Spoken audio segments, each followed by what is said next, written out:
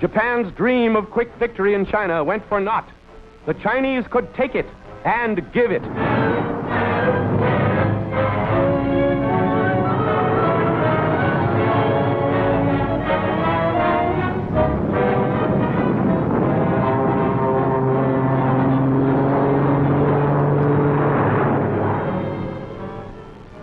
U.S. rights in the Orient meant nothing to the Japs. Bombs fell on our hospitals, although these institutions were plainly marked. Drunk with the lust for power and aggression, their eyes were blinded to all signs of humanity.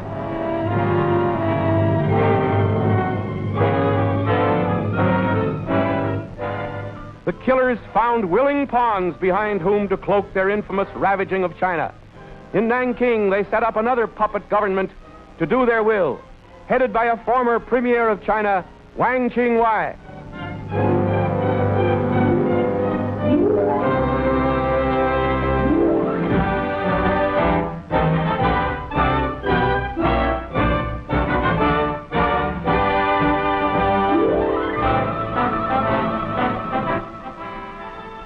Remember the Panay? Under the command of Captain Hughes, the American gunboat was on a mission of mercy, rescuing American newspaper men, newsreel men, and others from a besieged city. The gunboat had cruised the Yangtze River for years. Every Jap flyer knew its familiar outlines.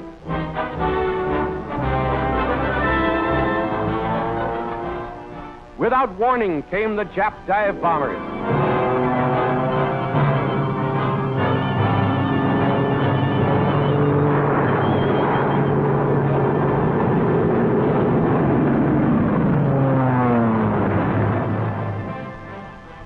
A cowardly attack, but the Japs insisted it was a case of mistaken identity. Excuse, please. Actually, it was just another incident in Japan's treacherous course of aggression against the white man in Asia. Men killed, women abused, commerce obstructed, a malicious flouting of the principles of peace and goodwill. The sinking of the Panay was a milestone in Japan's infamous March of Terror.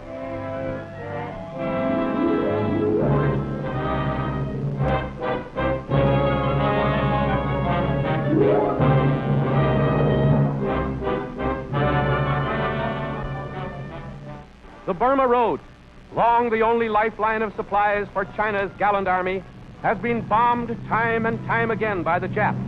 Not all of her planes are good, but she has plenty of them.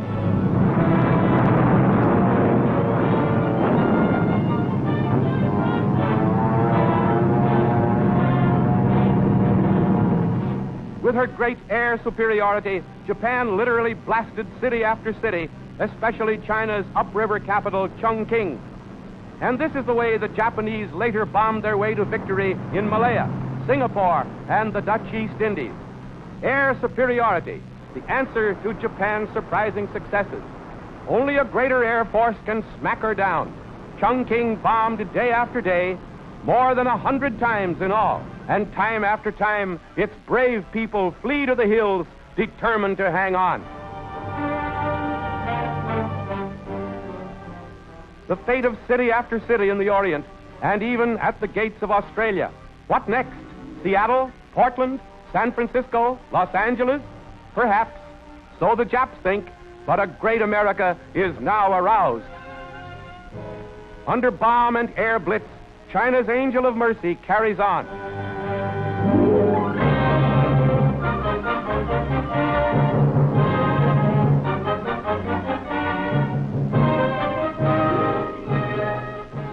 In Berlin, Hitler welcomed Japan to his gang. The three-power treaty, Germany, Italy, Japan. Dictator nations falling in step for world domination. And for Japan, the man who signed is the one who later talked peace in Washington as Pearl Harbor was bombed, Kurisu. Later in Moscow, the wily Jap Matsuoka signed a non-aggression pact to keep Russia off Japan's back. They well knew the short bombing range from Vladivostok to Tokyo. Japan thus got a free hand in the Orient. Or did she? We shall see.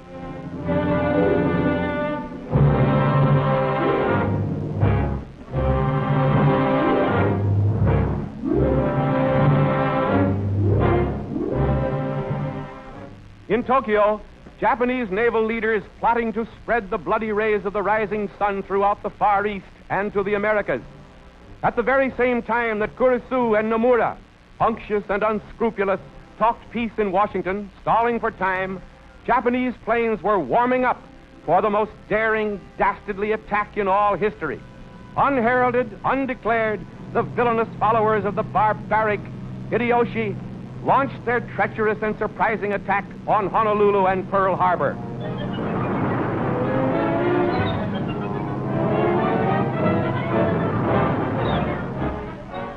Undeclared war on the United States, the crime of the centuries, death and destruction as gratitude for years of peace and helpful friendship, murder of the innocents here and in the Philippines, an attack that aroused all American nations to the menace of Axis world domination.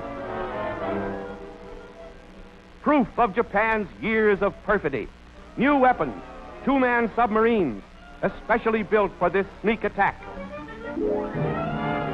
The Japs gained an initial advantage by their surprise assault, but they'll pay and pay, like this one, for their treacherous deeds.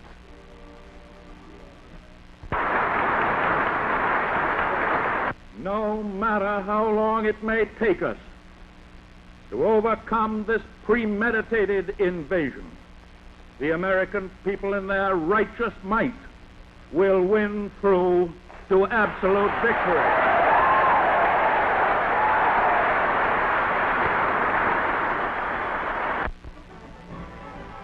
The die is cast. America is at war. Our enemies, Japan, Germany, and Italy, are out in the open. The nation prepares to protect its traditions and its way of life, to guarantee that its children shall not become chattels of an inglorious German-Japanese state.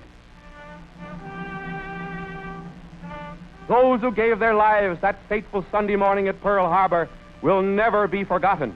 Their sacrifice has brought a new unity to us.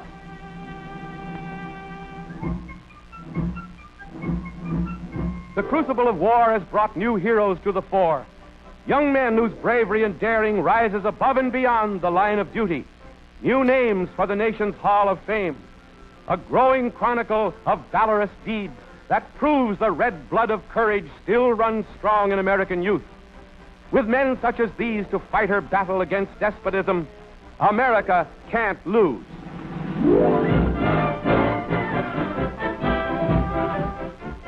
No nation ever had a tougher problem of supply for its forces and its allies. Thousands of ocean miles, countless days to get planes and guns and men to the Far East war zone. Southward through the Indies, the Japs' tide spread, with only General MacArthur and his heroic troops, American and Philippine, holding on to Bataan, to the everlasting glory of American arms. A two-fisted American general whose brilliant leadership against overwhelming odds stopped the Japanese juggernaut in its tracks. His amazing troops astounded the world by their determined resistance. His well-trained Filipino forces have won for themselves the plaudits of the Allied world. MacArthur's men. MacArthur, the man of destiny.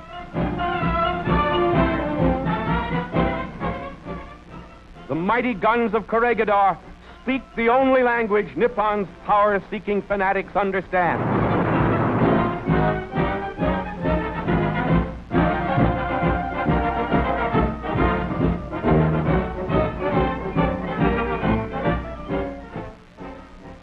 This is our answer to the fiends of Nippon. Guns and more guns to blast them from the earth. Tanks and more tanks to crush their ungodly lust for domination over the decent nations of the earth.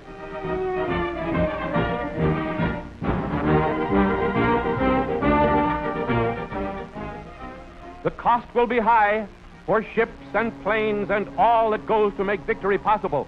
The toll will be high in lives as well.